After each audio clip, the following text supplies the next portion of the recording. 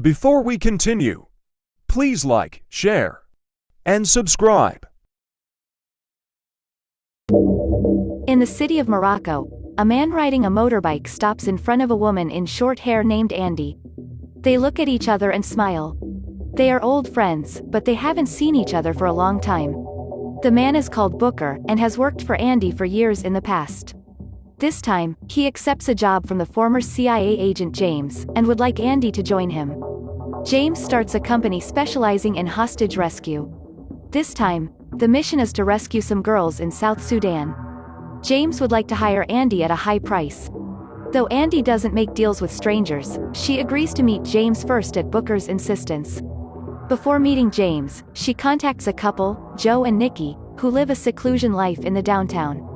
They are very happy to see each other. When Andy tells them her purpose for this trip, Joe and Nikki feel glad to accept the job, because that's what they are good at. The next day, Andy meets James as promised. James answers Andy's questions in detail, from the background information to the action plan. She finally lets down her guard.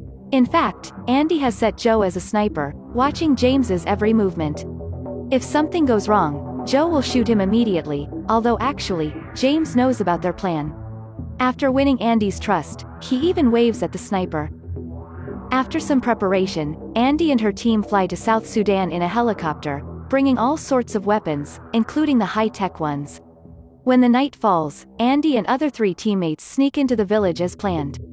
After taking down the security guards quietly, they find a house and notice many old shoes placing at the door.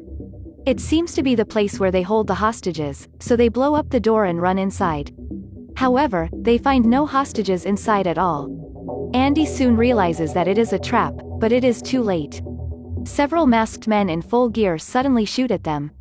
Andy and her teammates are all terminated by heavy gunshots. As the masked men think the game is over and about to leave, they are astonished to see Andy begin to heal, and surprisingly, bullets are pushed out of their bodies. The 4 dead slowly get up and fight back before the masked men can figure out what's happening, and soon all the masked men are killed. After that, however, Andy finds a camera in a corner. Now she realizes they are set up by James, who is right now watching them in front of the monitor and can't believe what he has seen. However, their regeneration has been recorded remotely. In anger, Andy breaks the camera before leaving with her teammates. Andy decides to find James and find out what he really wants, otherwise, they will be brought into big trouble. In Afghanistan, while the US troops are searching for terrorists hiding in civilians' houses, a female soldier, Nile, has her throat cut by a terrorist during the mission. The cut is so deep that people think she is going to die. Strangely, when she is carried back to the base, she recovers miraculously. Her experience is shared with Andy and the other 3 in the dream. Andy knows this soldier is one of them, who have regenerative healing power, and she is going to meet troubles. In order to help this confused soldier, Andy decides to go and find the soldier on her own, while the other 3 stick to the original plan of hunting James. Later, Nile's comrades are astonished to see her recovery, but they don't cheer for her, and instead, they think she is a freak. After all, a normal person would have died in that situation. Nile doesn't know what she has done wrong and why she is excluded from the group. Meanwhile, in London, a pharmaceutical expert is delivering a passionate speech. His company is researching how to prolong human life and has made a breakthrough, but he needs more funding for future research. James sends the video of their regeneration to the expert.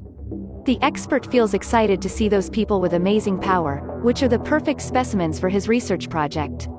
He then orders James to bring these 4 people back to him at any cost. In the military base, Nile's situation isn't getting better. She is ordered to go to Germany for more tests. Andy appears just before the plane takes off. Andy strikes down a couple of soldiers and takes Nile away after she knocks her out. When Nile wakes up, she tries to escape, but she is shot in the head by Andy. After a while, Nile's wound heals itself. Andy tells Nile that they are all immortal.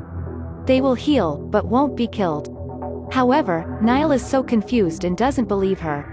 Andy asks Nile to come with her, and it won't be long before she knows the truth. Nile has no better choice but to get on a personal aircraft to London with Andy. However, Nile still can't believe that she is immortal. On the plane, she attacks suddenly. Andy retaliates and breaks Nile's arm and leg. After a few minutes, Nile's wounds heal again. She begins to believe that she has some kind of mysterious power. Moments later, Andy leads Niall to a remote mansion, where her teammates are waiting for them. They explain to Niall all about the immortals, their role in helping people, and their healing power. And also, the immortal community can even share dreams with each other, which is what made them notice her existence and find her. For centuries, they have been playing the role of guards and helping to rescue innocent people. Andy tells Niall that immortals can actually die one day, if their wounds stop healing without any warning. Until this point, all the weird happenings finally make sense to Niall. She has been haunted by the same nightmares for a long time.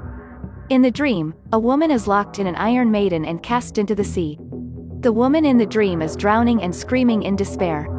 There is a mournful silence, as the group hear her dream.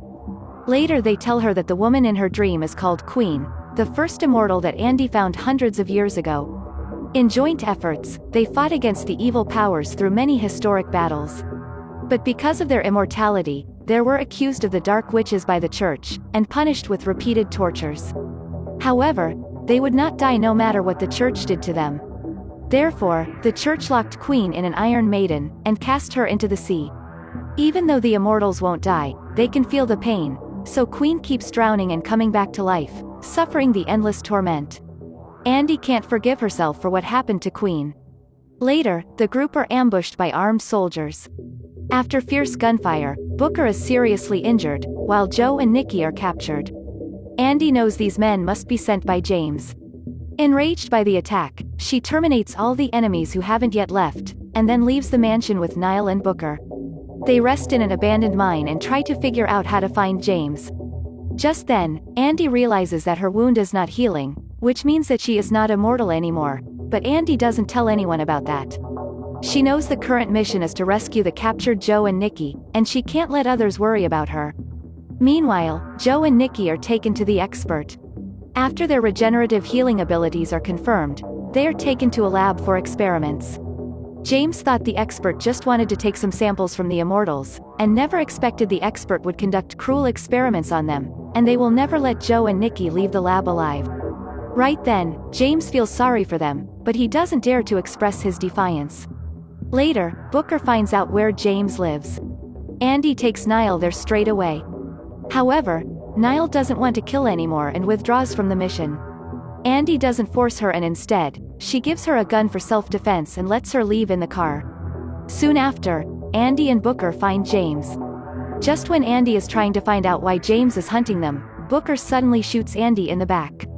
It's revealed that Booker has betrayed Andy and the immortals, and he believes that as long as the expert can unlock the secret of their immortality, there will be a way to end it, so that he can live a normal life.